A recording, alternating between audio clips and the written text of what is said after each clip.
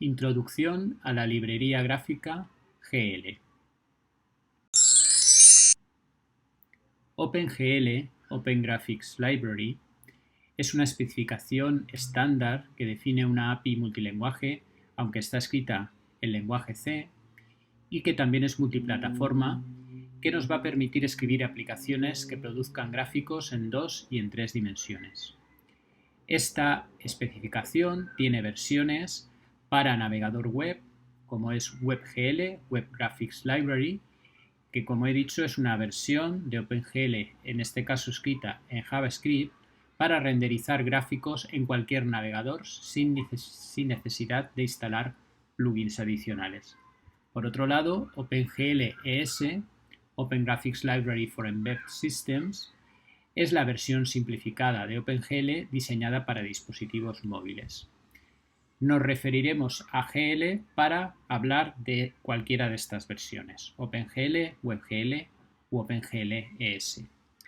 Aunque WebGL y OpenGL ES, que derivan de OpenGL, tienen algunas funcionalidades recortadas, en general todas las versiones de GL funcionan de igual manera con pequeñas diferencias en la sintaxis marcadas por el lenguaje en que han sido programadas.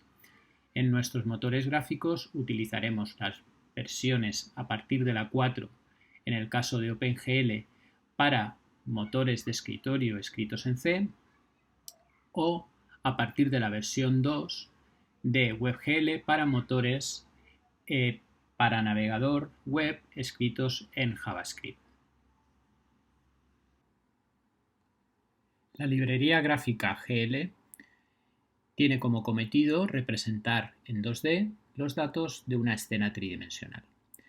A todo el proceso que siguen los datos geométricos para obtener esta representación realista en 2 dimensiones a partir de datos que son originalmente tridimensionales, lo denominamos tubería o pipeline 3D.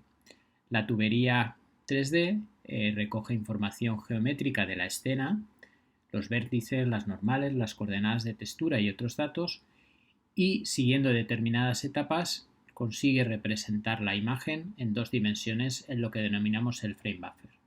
De todas las etapas vamos a destacar 2, que son los shaders, vertex shader y fragment shader, porque son las 2 etapas que podemos programar en GL. Los shaders son programas escritos en un lenguaje de programación de shaders, en nuestro caso GLSL, que realizan operaciones geométricas y gráficas sobre los datos y se ejecutan en la tarjeta gráfica. En particular, el Vertex Shader es un programa que transforma las coordenadas locales de cada vértice de cada objeto de la escena en coordenadas de vista, es decir, consigue que todos los puntos de la escena se vean desde el punto de vista de la cámara. Para ello, partimos de la escena en la que hemos posicionado y orientado cada modelo 3D mediante su matriz de modelo, la cámara mediante su matriz de cámara y las luces mediante su matriz de luz, según vimos en un vídeo anterior. El Vertex Shader realiza 3 acciones principales: la transformación de modelo, la transformación de vista y la transformación de proyección. La transformación de modelo consiste en transformar cada modelo, que está en sus coordenadas locales, al sistema de coordenadas del mundo, el mismo para todos ellos. Para ello multiplica los datos geométricos de los vértices de cada modelo por la matriz de modelo correspondiente. La transformación de vista transforma todos los objetos de la escena que ya están en un sistema único de coordenadas del mundo al sistema de coordenadas de vista, es decir, multiplica los vértices de todos los modelos por la matriz de vista, que es la inversa de la matriz de cámara.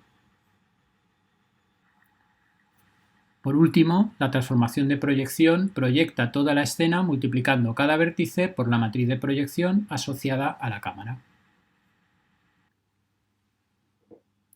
El Fragment Shader, por su parte, también es un programa escrito en el mismo lenguaje de programación GLSL, pero en este caso, en vez de transformar coordenadas de vértices, transforma fragmentos.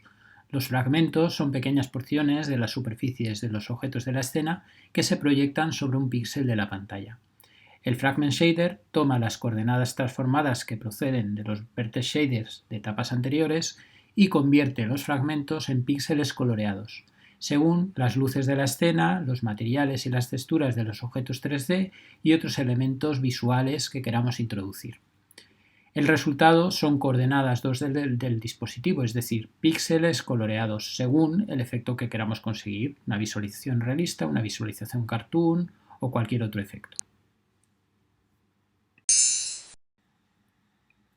En definitiva, los shaders son programas que manejan datos geométricos y visuales.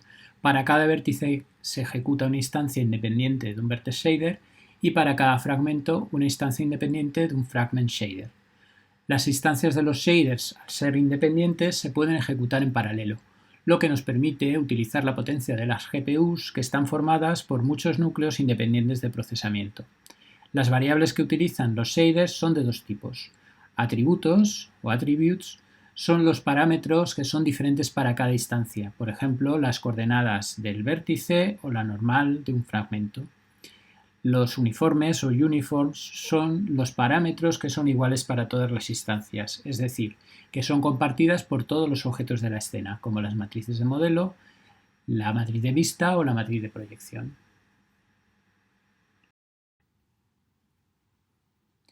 Debemos hacer algunas consideraciones adicionales sobre GL. Lo primero es que utiliza un sistema de coordenadas de estrógiro, es decir, sigue la regla de la mano derecha, de ahí la disposición de los ejes que podemos ver en pantalla. GL no tiene tampoco persistencia de datos, por lo tanto es necesaria una estructura de datos que mantenga esos elementos geométricos en la escena. Esta estructura la proporciona precisamente el motor gráfico que vamos a construir. Por último, decir que GL se comporta como una máquina de estados, es decir, los datos de la escena se procesan según el estado de GL, que se establece mediante funciones y parámetros y permanece igual hasta que lo cambiemos. Otra cuestión importante es señalar que GL solo proporciona el pipeline gráfico, por lo tanto, para hacer determinadas acciones son necesarias algunas librerías adicionales. Por ejemplo, para el manejo de ventanas y eventos de entrada y salida, pues se puede utilizar GLFW para motores de escritorio o el propio JavaScript para motores web. En cuanto a las funciones matemáticas que nos permiten manejar las matrices y los datos geométricos, podemos utilizar GLM en el caso de motores de escritorio y GLmatrix para JavaScript. Y por último, la lectura de recursos de este archivo se produce directamente a través de otra librería, como puede ser Async para el caso de los motores de escritorio y JavaScript para los motores web.